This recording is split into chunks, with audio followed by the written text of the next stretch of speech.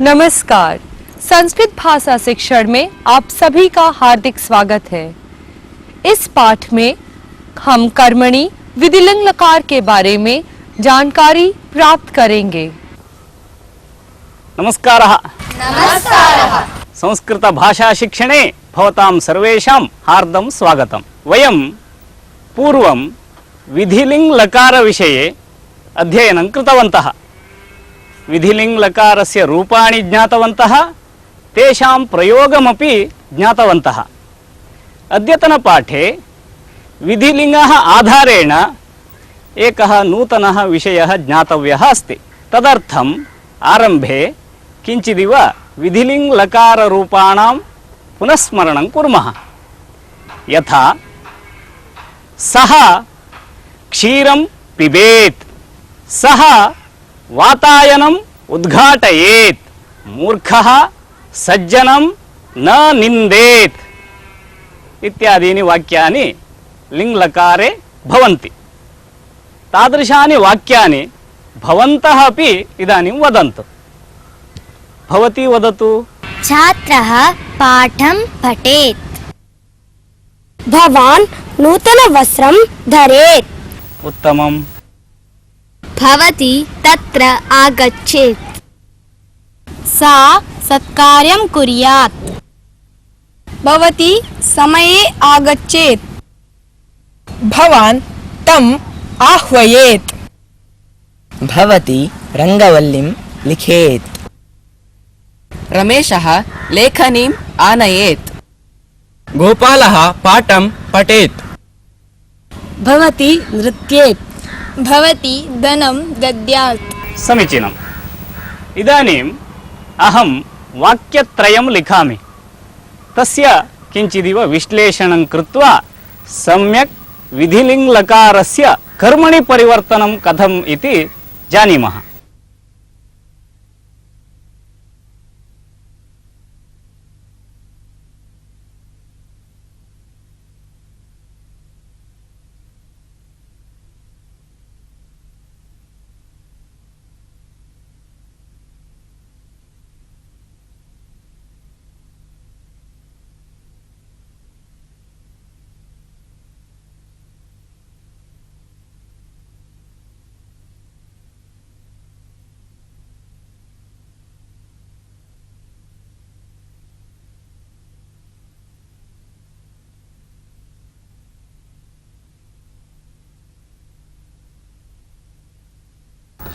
अत्र त्रीणि वाक्यानि सन्ति।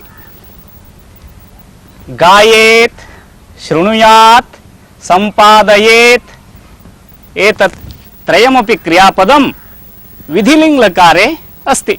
सः श्लोकं गायेत् विधिलिंग वाक्यं, सा कथां शृणुयात् विधिलिंग वाक्यं, भवान् ज्ञानं सम्पादयेत् विधिलिंग वाक्यम्। एतस्य कर्मणि यदि वयं परिवर्तयामः तदा पदेषु कीदृशं परिवर्तनं भवति इति वयं विस्तरेण इदानीम् अभ्यासं कुर्मः। कर्तरिवाक्यं यदा कर्मणि परिवर्तनं कुर्मः कर्तृपदस्य तृतीया विभक्तिः भवति। एतं विषयं सम्यक् जानीमः। श्लोकम् इति अत्र अस्ति कर्मपदं।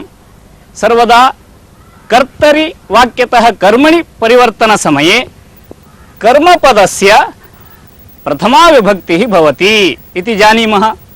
इतः परं ज्ञातव्यमस्ति क्रियापदस्य विषये। कर्मणि प्रयोगे यदा वयम् एतस्य परिवर्तनं कुर्मः तदा रूपं गीयेत इति भवति। तदा वाक्यं तेन श्लोकः गीयेत।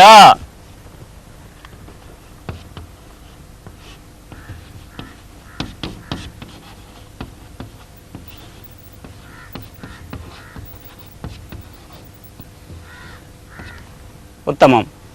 सा कथां शृणुयात्। यदा कर्मणि एतस्य परिवर्तनं कुर्मः, भवन्तः जानन्ति सा इति एतस्य पदस्य परिवर्तनं कर्मणि वाक्ये तया। कथाम् इति कर्तरिवाक्ये अस्ति कर्मपदम्, एतस्य यदा कर्मणि परिवर्तनं कुर्मः कथा इत्युक्ते प्रथमाविभक्तौ।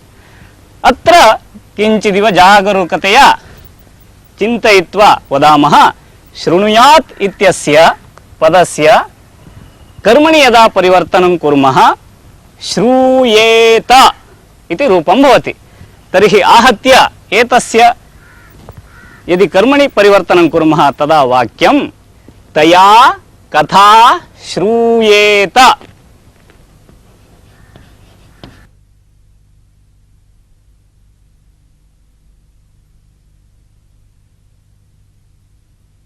समीचीनं।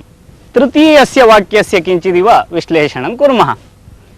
भवान् इति कर्तृपदं प्रथमाविभक्तौ अस्ति, ज्ञानं कर्मपदं द्वितीयविभक्तौ अस्ति, सम्पादयेत् लिङ्लकारस्य रूपं।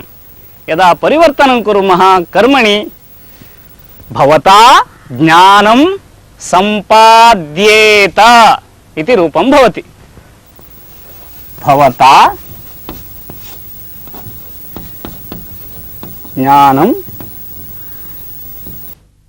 इदानीं प्रथमं वाक्यं पठामि, कर्तरिवाक्यं। भवन्तः कर्मणि रीत्या परिवर्त्य वदन्ति।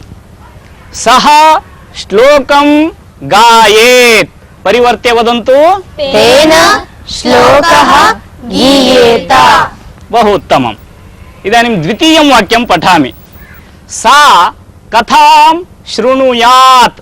तया कथा श्रूयेत। उत्तमं। तृतीयं वाक्यम् एवमेव। भवान् ज्ञानं सम्पादयेत्। भवता ज्ञानं सम्पाद्येत। समीचीनम्।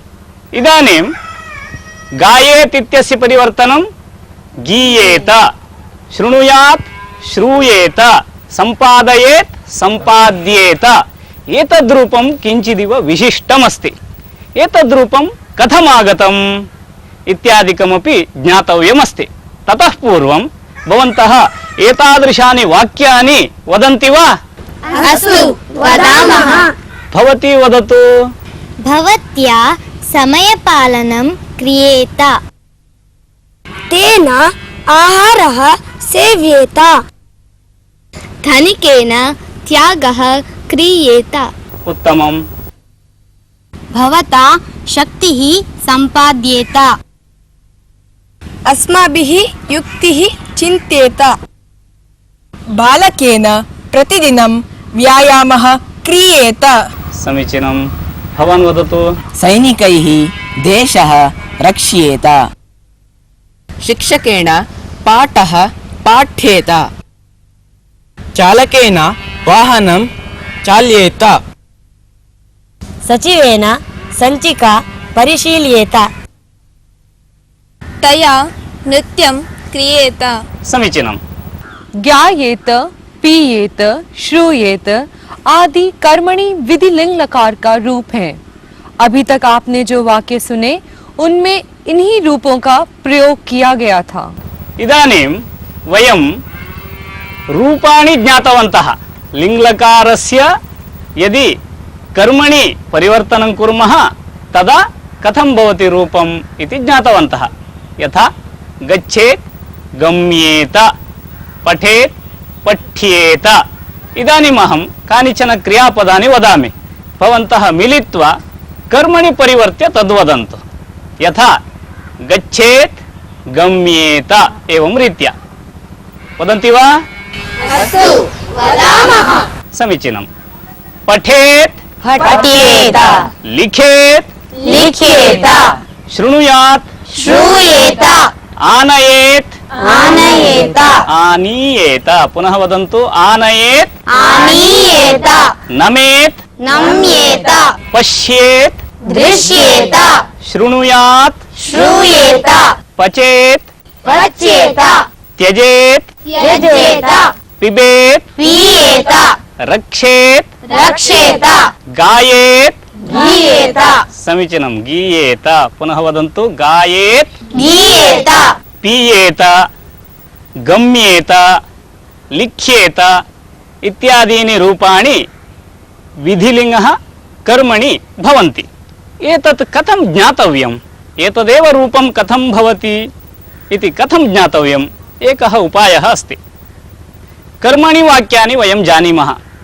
बालकेन पाठः पठ्यते तेन गीतं गीयते इत्यादीनि वाक्यानि जानीमः।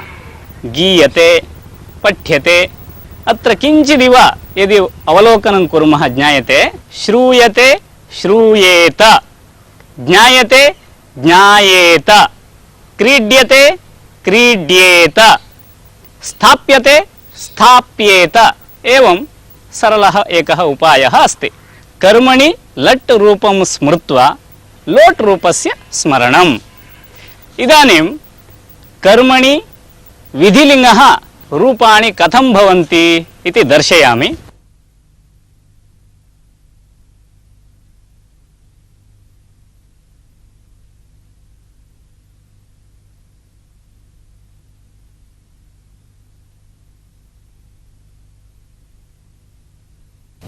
पठ्येत पठ्येयातां पठ्येरन् एवमेव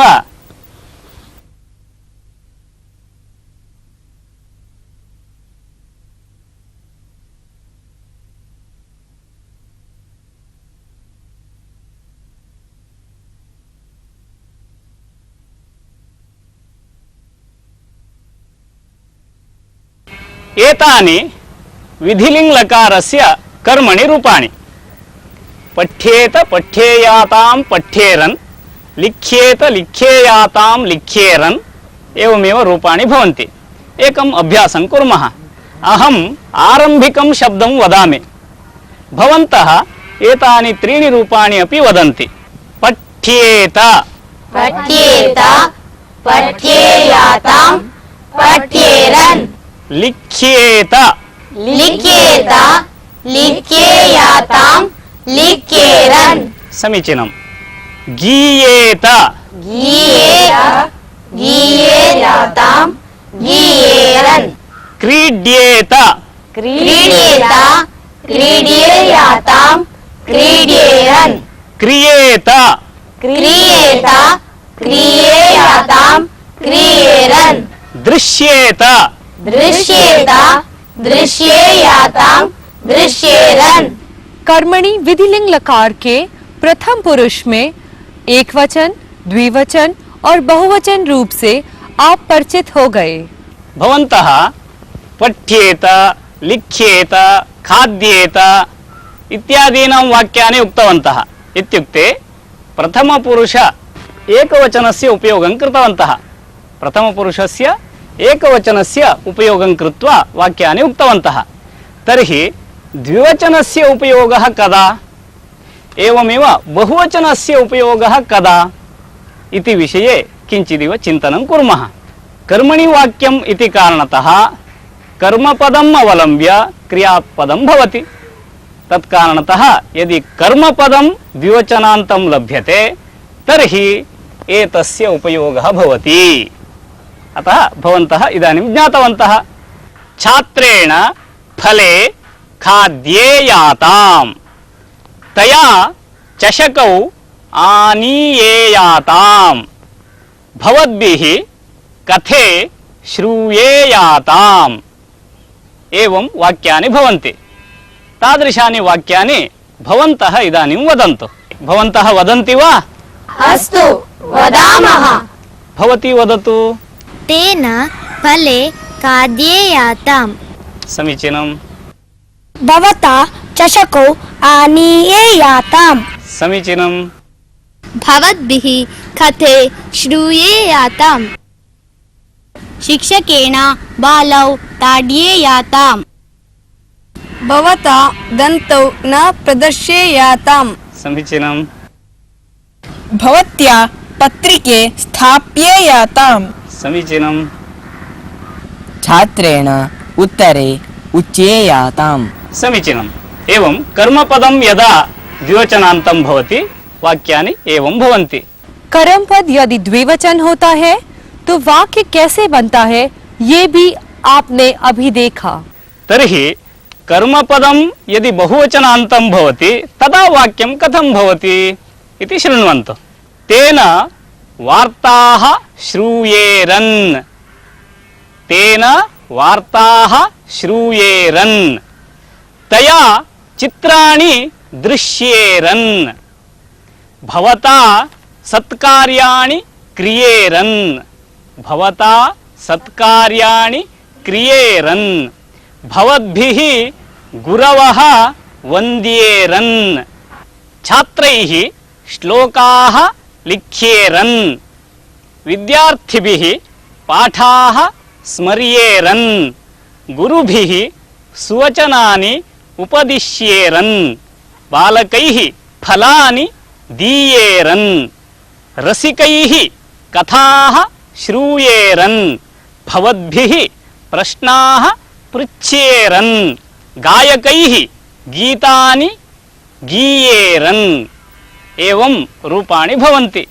एवं कर्मपदं यदि बहुवचनान्तं भवति वाक्यानि एवं भवन्ति इति ज्ञातवन्तः।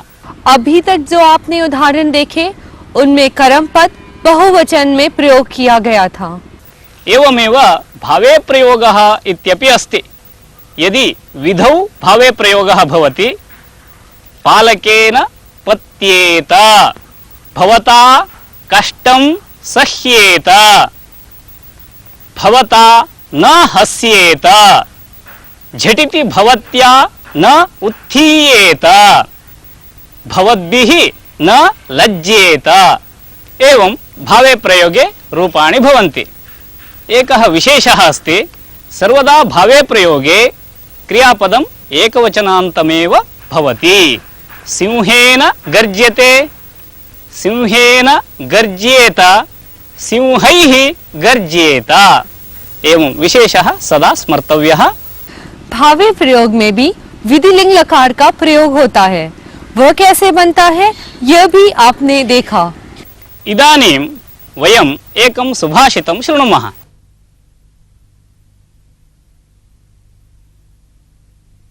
लक्ष्म्या परिपूर्णोऽहं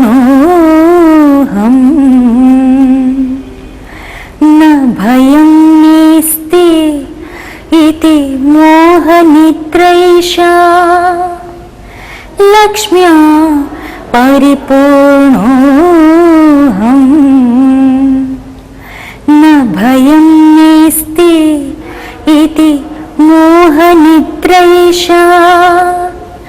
परिपूर्णस्यैवेन्दोर्भवति भयं सिंहिकासूनो।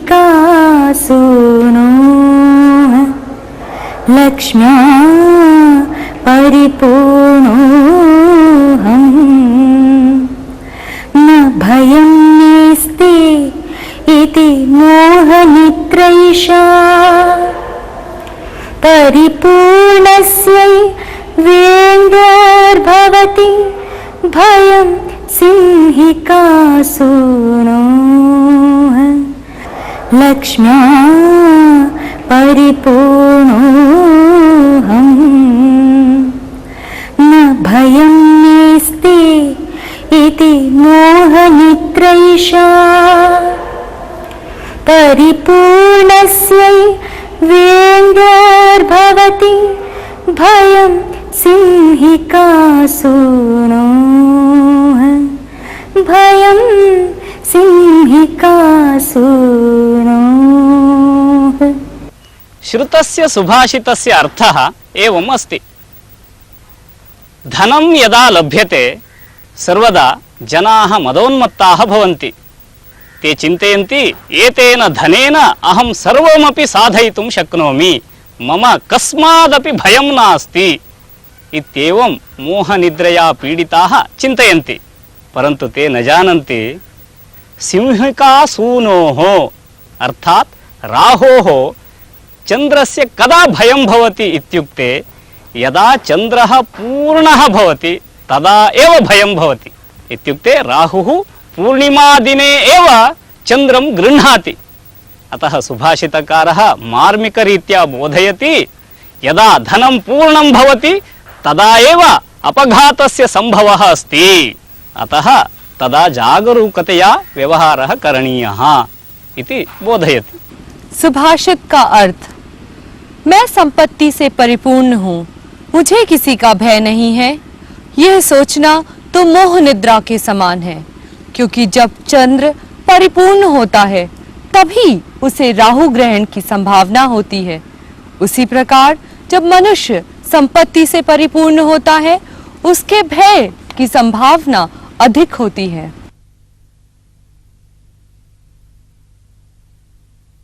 इदानीं वयम् एकां कथां शृणुमः।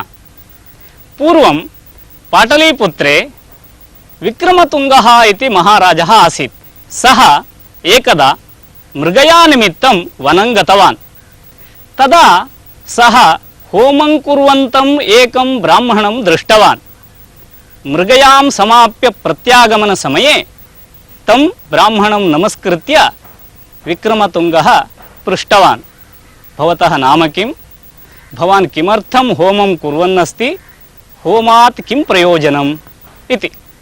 तदा ब्राह्मणः उक्तवान्, मम नाम नागशर्मा, अहं बिल्वयज्ञं कुर्वन् अस्मि। यदा अहं श्रद्धया एतत् सर्वं साधयामि तदा यज्ञकुण्डात् अग्निदेवः आगमिष्यति, सः सुवर्णबिल्वं दास्यति, एतेन मम दारिद्र्यम् अपगच्छति इति। तेन सह पुनः एतदपि वाक्यं योजयति, अहं बहुदिनतः कुर्वन् अस्मि, परन्तु मम पुण्यस्य न्यूनता कारणतः इतोपि अग्निदेवः न आगतः इति। तदा विक्रमतुङ्गः वदति, भोः ब्राह्मण, चिन्ता न कार्या, अहं भवतः निमित्तम् अग्निदेवम् अत्र आनयामि, अहं बिल्वं ददामि इति। तदा ब्राह्मणः उपहसति, भोः भवान् तु स्वेच्छाचारी अस्ति, अहं निष्ठया नियमैश्च होमं कुर्वन्नस्मि, तथापि अग्निदेवः न आगतः, भवान् यदि यज्ञं करोति सः कथम् अत्र आगमिष्यति इति। तदा महाराजः वदति, चिन्ता न कार्या, अहम् एकं साहसं करोमि, भवान् बिल्वं ददातु। कुतूहलेन ब्राह्मणः बिल्वम् एतस्य हस्ते ददाति। महाराजः संकल्पं कृत्वा होमं करोति। तस्य संकल्पः एवमस्ति, यदि मम होमकारणतः देवः प्रत्यक्षः न भवति तर्हि अहं मम शीर्षच्छेदं कृत्वा होमं करिष्यामि इति। यद्यपि यदा एषः होमं कृतवान् अग्निदेवः प्रत्यक्षः जातः, वरञ्च पृष्टवान्, परन्तु एषः महाराजः वदति, मम निमित्तं किमपि न अपेक्षितम्, एषः ब्राह्मणः यत् प्रार्थयते तत् कृपया ददातु इति।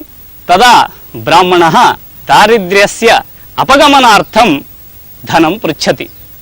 देवः सुवर्णबिल्वं ददाति, तस्य दारिद्र्यम् अपगच्छति, परन्तु ब्राह्मणस्य एकः प्रश्नः अस्ति देवस्य समीपे, भोः देव, भवान् झटिति एव प्रत्यक्षः जातः महाराजस्य होमेन, परन्तु अहं बहुकालतः होमं कुर्वन् अस्मि, किमर्थं भवान् प्रत्यक्षः न जातः इति।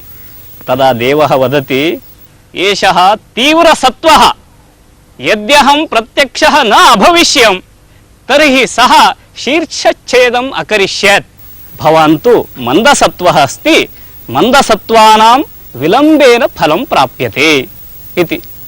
तदा ब्राह्मणः, सत्यम्, अहं मन्दसत्त्वः इति अङ्ग्यकरोत्। कथायाः अर्थः ज्ञातः खलु? आम्, ज्ञातः। धन्यवादः। नमो नमः। नमो नमः। इसी के साथ ये पाठ यहीं समाप्त होता है।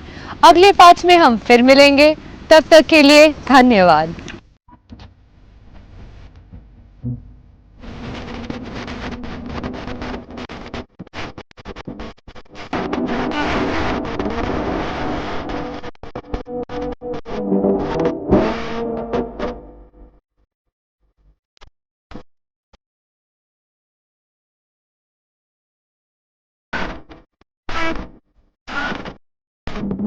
Thank you.